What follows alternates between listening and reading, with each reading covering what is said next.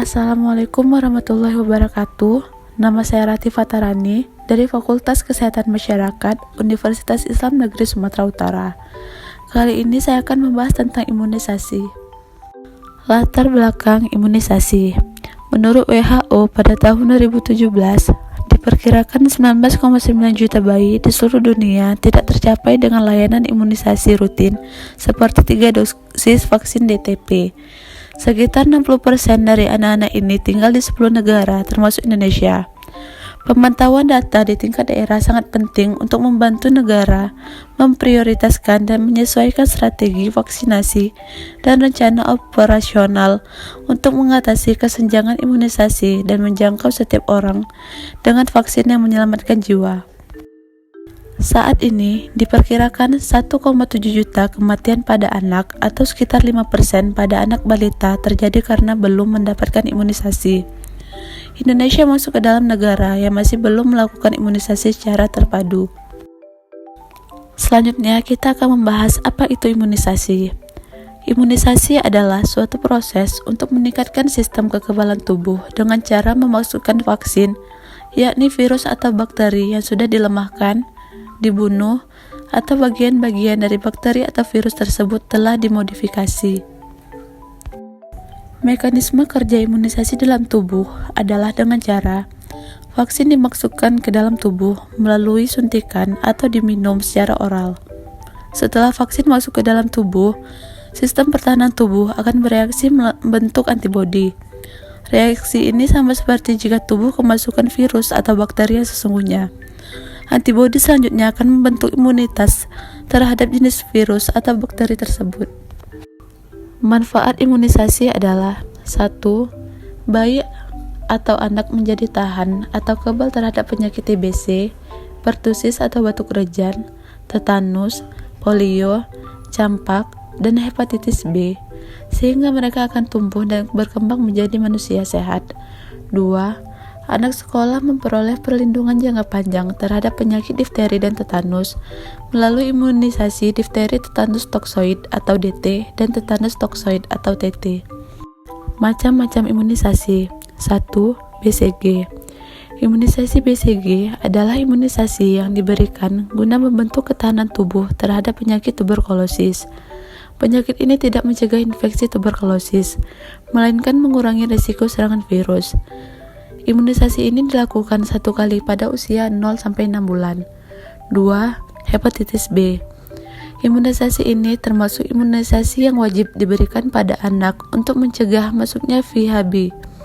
Virus ini adalah virus penyebab timbulnya penyakit hepatitis B. Jika penyakit ini berkembang di dalam hati, maka akan berubah menjadi lebih parah, yaitu kanker hati. Imunisasi ini dilakukan 3 kali pada usia 4-6 bulan. 3. DPT. Imunisasi DPT adalah imunisasi yang diberikan agar anak terhindar dari penyakit difteri, pertusis, dan tetanus. Imunisasi ini dilakukan 3 kali pada usia 2-6 bulan. 4. Polio. Imunisasi polio adalah imunisasi yang diberikan guna merangsang kekebalan tubuh anak terhadap serangan virus polio.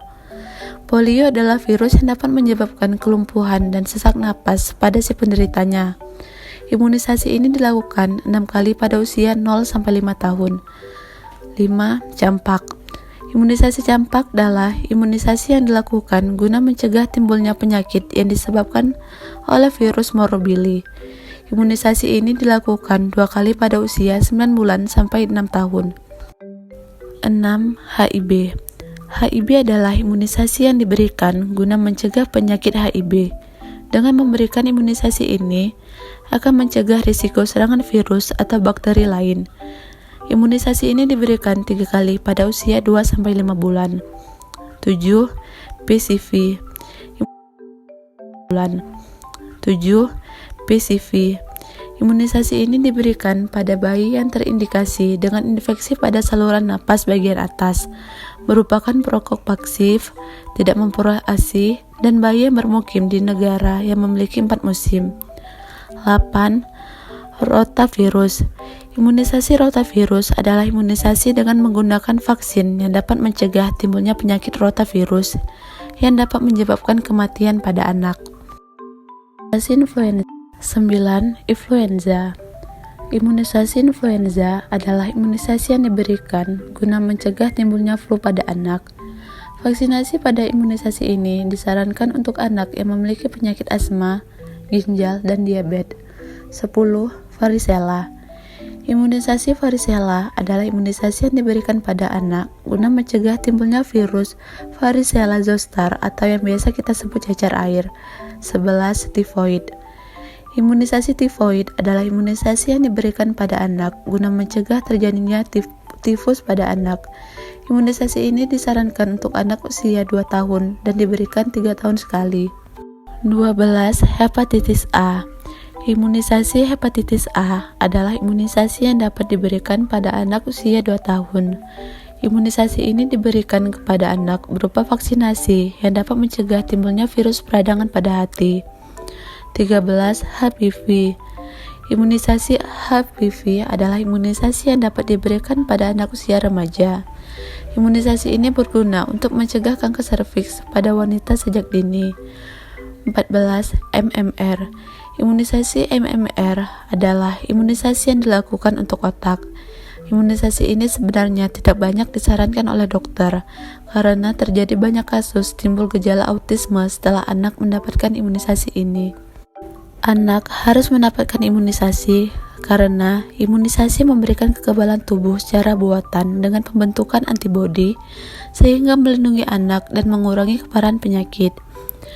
Imunisasi bertujuan untuk melindungi anak terhadap penyakit tertentu yang dapat dicegah dengan pemberian imunisasi, sehingga angka kejadian penyakit tersebut dapat dikurangi dan diharapkan dapat membasmi penyakit tersebut secara menyeluruh.